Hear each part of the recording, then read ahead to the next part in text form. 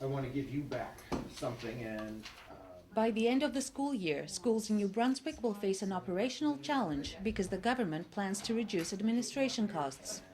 What the future brings is larger school districts and up to 25% less administration staff.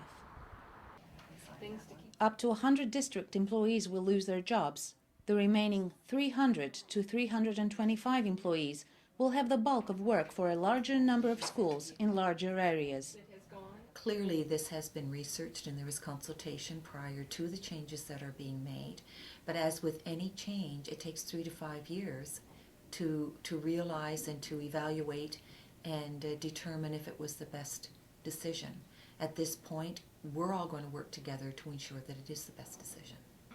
District education councils have little information on how the new plan will work out, which positions will be cut, which offices will be closed, and how 7 instead of 14 districts will cover the needs of more than 320 schools across the province.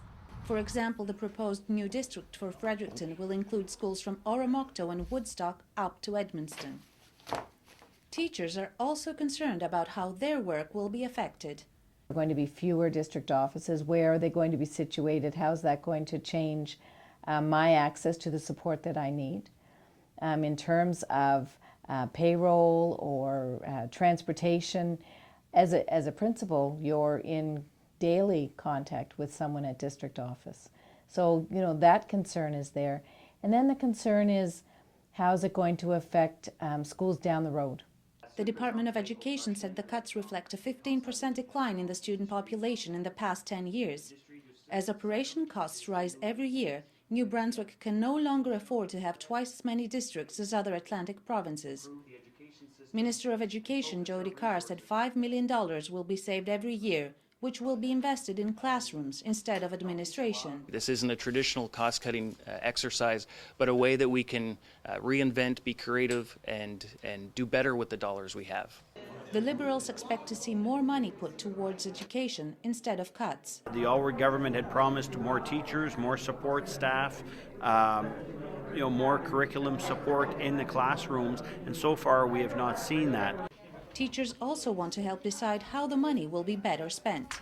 It's an investment in our future, and we need to make sure that the money that is potentially saved by this amalgamation is invested back into schools and into classrooms and into supports for students. The amalgamation is planned to be completed in the summer, but it will be just the beginning of further changes that the government plans in areas of school services and school use.